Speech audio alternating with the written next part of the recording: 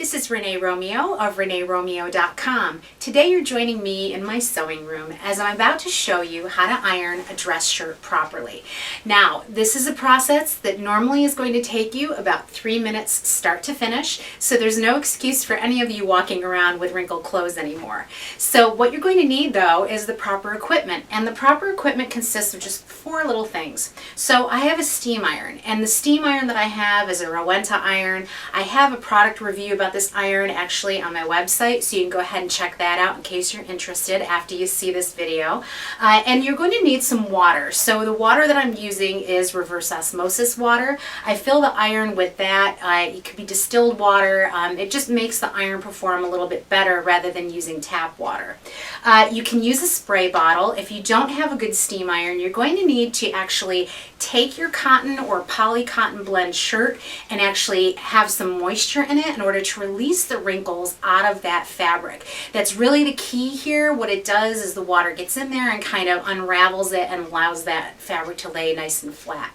So from that point, I really love to see a nice starched shirt. So I have some spray starch here, and mine is just, it's for colored fabrics so that you don't get flaking on the top. And so that's really all you need. Oh, you need a great ironing board too. So you can also look at my ironing tips and see what I'm using today. So the ironing board that I have here actually has a layer of aluminum foil. Now the aluminum foil is a great tip because what it's going to do is it's going to keep that heat right on the surface of the ironing board and allow for a nice crisp finish. So my grandmother taught me that you're supposed to keep the small end of the ironing board to your left if you're right-handed. And if you're left-handed, you're going to turn it the other way. But you know what? I've discovered a better way to do this. If you turn the larger end to the left, if you're right-handed, it gives you a better surface for you to iron on. So this is what I'm doing. If you're right-handed, do this. If you're left-handed, keep it the other way. The iron is set on the cotton setting and the steam is turned all the way up on my iron. And if you haven't taken these out before you've laundered the shirt, go ahead and take your tabs out because you don't want to iron over the top of those. And then I'm simply at this point, this is a dry shirt. I'm taking some starch and I'm just spraying the back of the collar. We're starting on the back of the collar. Give yourself a shot of steam, like so, and then you can get started. And I'm gently pulling on this collar as I go, just to make sure that this is going to be nice and crisp.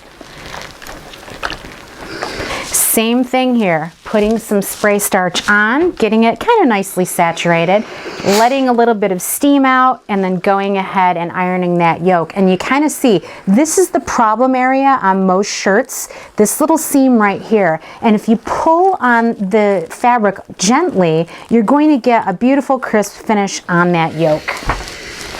Do one side and then go ahead and do the other. You don't get as good results if you try to do the entire yoke at once.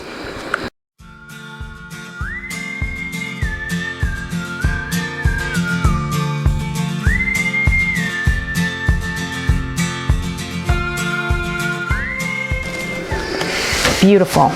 I'm just getting this nice and flat with my hands before I get going, making sure that I don't have any wrinkles underneath. Go ahead and give it a spray of starch. Then I start at the cuff and I work my way up. Just going across here, making sure that the seam along the bottom is all lined up along the bottom edge. So that's one side, and then I'll flip it over and I'll do the other. Another spray of starch.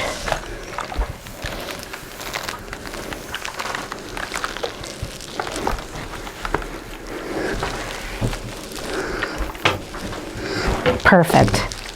So let's do the other sleeve. You know, you can start on the front side or the back side. It doesn't matter. Whatever's easier for you, go ahead and give that a spray of starch.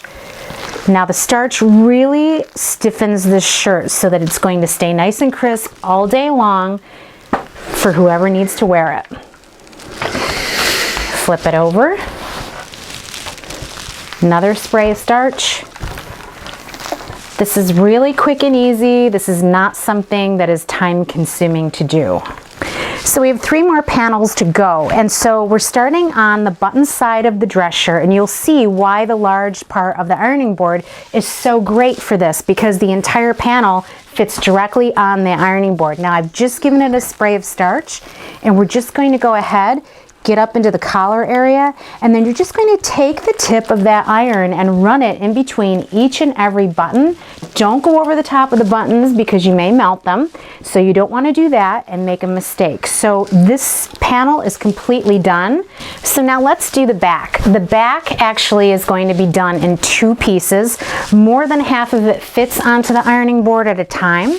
So all we're going to do is be concerned about this little pleat here. I'm going ahead and spraying it with starch, and I'm running the iron over the back. Now you're just going to get in with your tip into this pleat.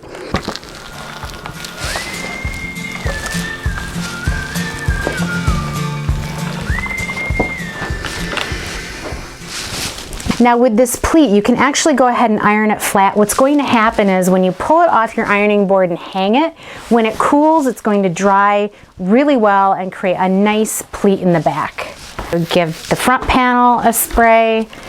Now this one, you don't have any buttons, so you don't have to worry about going over anything here, but what I'm doing here is I'm taking my iron and I'm running it on the inside flap of this panel.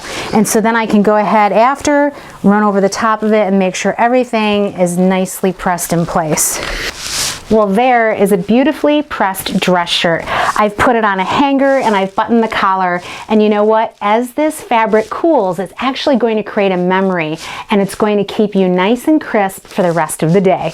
So this is a great way to do this. It's a great, easy process, and you know what? There really is no excuse for you actually walking around all wrinkled. So this is really quick and easy. You do need the right tools, so make sure you make a good investment in that. They're not all that expensive to get, and you know what? This is Renee Romeo of ReneeRomeo.com. I'm going to teach you more Life 101 projects so that you can actually go through life a little easier and make things a little more convenient for you. So I hope you enjoyed watching this. If you did, comment below. Let me know. If you have other tips of your own that you'd like to share, that would be great too. I always love to learn a new tip. So this is Renee Romeo. If you'd like, please subscribe, share, and follow and like so that I can keep bringing you these great projects in the future. I really appreciate you watching. Thank you so much.